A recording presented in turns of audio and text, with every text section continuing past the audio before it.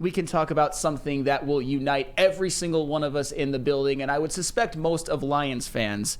Offensive coordinator Ben Johnson is back. Yes, sir. We are back. We are back. We are getting Ben Johnson back, and we're the three best friends. Okay, I'll stop quoting The Hangover. But honestly, it's Sean, I'm going to ask you, as somebody who has been a Lions fan for a lot longer than we have, how significant is this for the Detroit Lions to bring Ben Johnson back? Huge. It's absolutely huge. You can't understate it. And I think, you know what, we needed some good news yesterday. Yes. I'm going to speak for me. I know you touched on it. I was gutted. I was gutted Monday. I'm not joking. And you know, you go through life, and trust me, to the younger fans out there, losses will get easier. I mean, there was a time I used to rant and rave and break things and stuff like that, and nobody's ever going to call me mature ever. But that is one of those things that you get better with it. That Monday to me was like a flashback. It was. It was like a flashback to when I was younger, because I'm not joking. I was gutted, and it's, even when I think about it right now, It like, honestly, yeah. it makes me sad. And I'm not saying that there isn't better to come, okay? I'm not saying that. I hope you know that. I mean, you got to love the direction of this franchise. You got to love the fact that you have Brad Holmes in there. Like, if you don't trust Brad Holmes right now, you're trying too hard. You're trying to be that guy. That guy has earned our trust, and there's no reason not to believe that it's going to keep going up. But with that being said, okay, this was a missed opportunity. Sunday was a missed opportunity, and that it's going to stick with me until they take that proverbial next step, and hopefully it's next year. A big part of why they got to where they got to is Ben Johnson. And you don't have to believe me, ask the guys. And that's, to me, Flannel, with all the weeping and wailing and gnashing of teeth amongst Lion Nation on Sunday night and Monday night, try to take emotion out of it. Okay, take a step back and listen to what these players are saying about these guys. Listen to what the players are saying about Dan Campbell. Listen to what the players are saying about Ben Johnson. And I will say, as I did all day Sunday and all day Monday and all day for the rest of my life, okay, we can chip at Dan Campbell if you want to be that guy. Why did you go for it here? Why did you go for it there? You can chip at him if you want. You know what the issue is? Execution. Plays were there. Plays weren't made. Period. End of story. We can have the discussion. We can do both. But I think it is disingenuous, to say the very least, if you're not at least talking about how the execution wasn't there. I don't have any problem with debating, should he gone for it here, should he gone for it there. But let's tell the full story, okay? And the full story includes plays were there and plays weren't made. Ben Johnson is a guy, people love him. Ben Johnson is a guy that, do you know, I'm going to show my age here. It kind of reminds me of when Sean Payton was the hot name for a few years, going back to the early aughts. And every year you heard, Sean Payton's going to get a gig. Sean Payton's going to get a gig. And then you sat back and you're like, all right, when's Sean Payton going to get a gig, right? Sean Payton eventually got the gig, but it took a couple years to find that right spot. He waited for the right spot. And you know, I think that's part of the equation. I don't buy any of the, he's asking for too much money. I just think far too much is made of that. Not only did his agent deny it a few months ago, but it's the National Football League. They shit money. Like, come on. Like, seriously, stop it. Like, really. Oh, that's too much money. They're making so much money. Like, knock that off. Guys here. I mean, that's something to be celebrated. I mean, there are a couple things that I want to respond to right off the bat, because I think, and I know that this is a team that's set up for sustained success, at least so we think, but for the people, and I was gutted myself, and I still am to some extent, but one of the things that people have been saying, and I think it had a lot of merit at the time, is, yeah, the Lions are a young team and they lost the NFC Championship game, which there's no shame in that. We would have all taken that result before the season if we were guaranteed it, but it was also gonna come with losing Ben Johnson as the offensive coordinator. But now he's back. Now the fire and the sadness, I think, is going to start to subside to some extent, because the expectations coming into next year, I think, are even greater than they would have been, and they would have been great before. And as far as, and I've been guilty of this too. I was critical, probably more than I should have in the days following Monday and Tuesday, because it's raw. The emotions are raw of some of the third quarter play calling by Ben Johnson. But when you really think about it, that 4th and 2, it was there. Josh Reynolds dropped it. On the next drive, Jahmyr Gibbs fumbled on the very first play. And on the drive after that, Josh Reynolds dropped an easy 3rd and 10 conversion that probably would have gone for at least 20 yards. And I think if Josh Reynolds would have caught either of those passes, they probably would have scored on either of those drives. I mean, that's not Ben Johnson's fault. I'm not saying he's perfect. I'm just saying that we are very, very fortunate to have him, and the Lions have had top 5 offenses, at least by scoring, the last couple of seasons. JB, how are you feeling? Yeah. How significant is this for the Detroit Lions? Bringing Ben Johnson back. It's extremely significant for the Detroit Lions.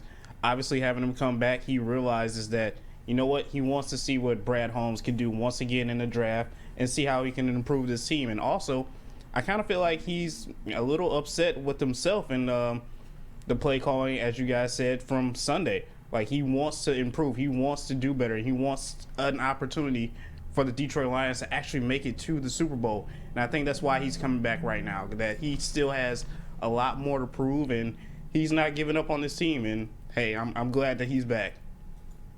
Sean, you looked like you were chomping at the bit for a second. No, you know what? I'm glad that I don't have a problem, and I think both of you guys said it appropriately. It's tough in the aftermath of a game to sit back and try to think of things logically. It is. We all struggle with it, okay?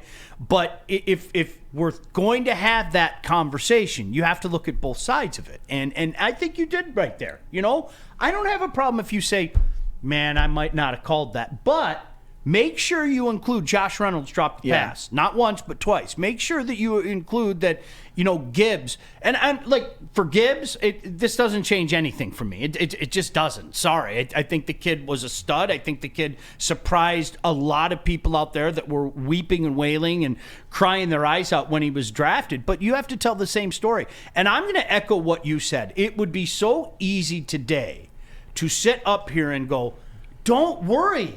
This is just the beginning. It's just like the Pistons in the 80s. You know, we have to beat the Hawks. We have to beat the Celtics. We have to beat the Lakers. And well, it'd be so easy to sit there. It doesn't always work that way. Now, let me say, do I think there's a next level with this team? Absolutely, I do. No doubt. But may I present just as evidence that it's not as easy as I think some people want to make it out to be? Josh Allen and the Buffalo Bills. Mm-hmm. I mean, not that long ago. Okay, when is Josh Allen going to get a Super Bowl? How many Super Bowls is he going to get? And by the way, with that, for the older generation out there, I don't want to hear one more comparison going back to the Lions in 1991. No more, okay? That I think that is a very bad comparison. Well, we all thought in 91 when they went to the championship game they were going to take the next step. That's true. But what I think people don't talk about, maybe you guys, the younger generation, don't know, is one starting offensive lineman was paralyzed, okay? Mm-hmm. They lost 1/5 of their offensive line was paralyzed in that game against the Rams.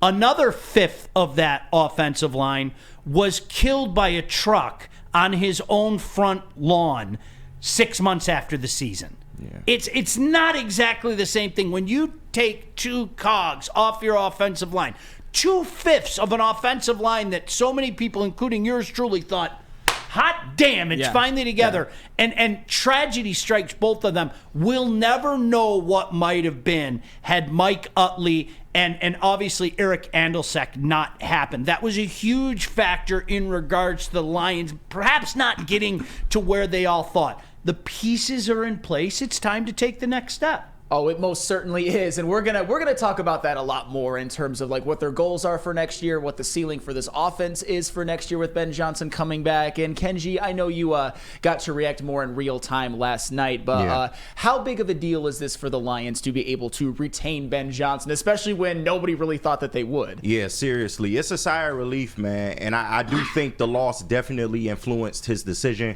because maybe if we continue to win, maybe he does walk. But he's committed to what the Lions have built here. And I'm just happy that he decided to stay, man, showing his loyalty. That's also a big help for Tanner Strand, and Hank Fraley will end up staying too. You get those guys for another year, and he's just gonna continue to improve upon this offense.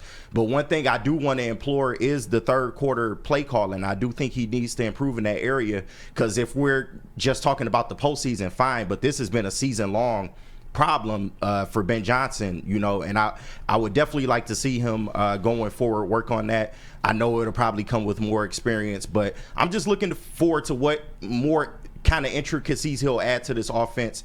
And man, I look forward to having another dominant top 5 offense next year. Yeah, Kenji, you said it well. Nobody's perfect. Ben Johnson certainly isn't perfect. There were times where I think we all think he got a little too cute in the red zone in the third quarter lots of times. But overall, during his tenure with the Detroit Lions, this is one of the first times I can really remember when you talk about the Lions and explosive offense in the same sentence, at least consistently across the board. In 2022, they were 5th in scoring offense.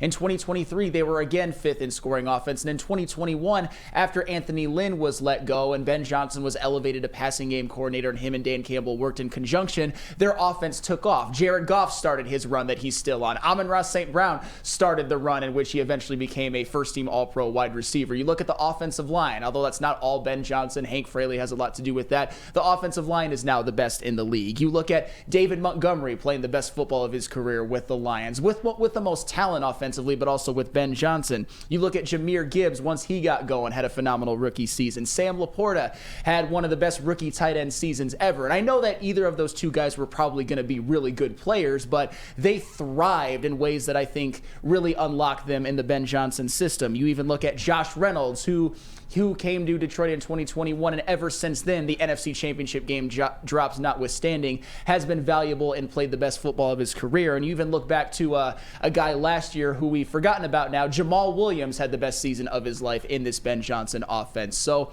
the reality is one of the biggest reasons the Lions have been so good is this offense led by Ben Johnson, and the fact that we're actually getting him back. Some people, I think, thought they might lose him after 2022, certainly after 2023, but he's back again. Man, have you ever experienced this type of excitement when it comes to a coordinator in your life as a Detroit Lions fan? No. Yeah. And this is breaking the seal for so many different things for my generation. It really is. And I always say, Flannel, I think my generation has turned into a bunch of babies, okay? What was this? We've seen so much. While that's true, okay, you know what? I think of young fellas like you guys, okay? You know, at least my generation, we did see that playoff win. We did see an NFC divisional title. We did see multiple playoff things, and I brought this up. Like my son, for example. You know what my son saw? My son saw a pounding against New Orleans in 2011. Yeah. Mm-hmm. The absolute heartbreak and disgrace that was the Dallas game in 2014. And a season that absolutely fell apart at the seams. People forget the 2016 Lions were 9-4. Yeah. Okay, lost those last 3 games, and then just that awful loss against Seattle, where it was just a terrible watch. And you grew up in the decade of despair, for goodness sake. I mean, that was your formative years, the Matt Millen years. So I think while my generation likes to, look at themselves and say, boo-hoo, these kids haven't seen anything. You know what? They're right. They haven't seen anything. So what's happened in this past year? I mean, we have broken so much ground.